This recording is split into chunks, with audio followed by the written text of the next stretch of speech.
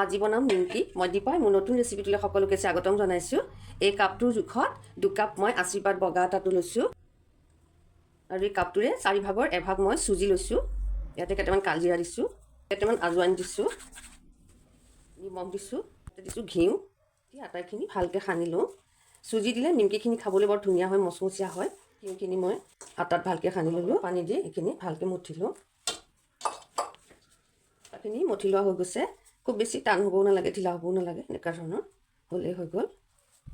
এতিয়া এইখিনি 10 মিনিটৰ কাৰণে এনেকৈ ঢাকি পেলাই থৈ দিম। 10 মিনিটৰ পাছত কাপোৰখন আঁতৰাই দিছোঁ আৰু এইখিনি মই আৰু অলপ মঠি ল'ম আৰু এতিয়া লাড়ু বনাই ল'ম।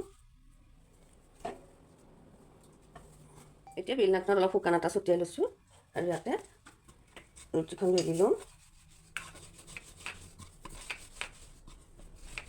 ৰুটিখন বেলি ল'লোঁ, এতিয়া কাটিম। কাটাটো আপোনালোকৰ নিজৰ কথা, কেনেকৈ কাটে। মই সৰু সৰুকৈ কাটি ল'ম।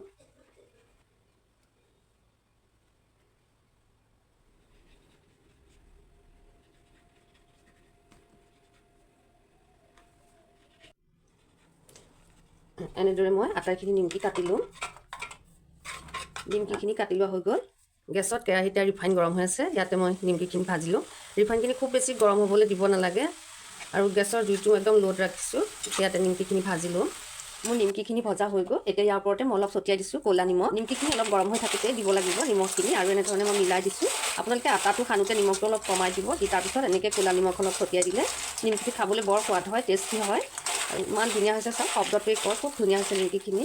এয়া একদম ভাজি গৈছে, মচমচীয়া হয়, একদম খুব ধুনীয়া। আজিলৈ আহিছোঁ, ধন্যবাদ।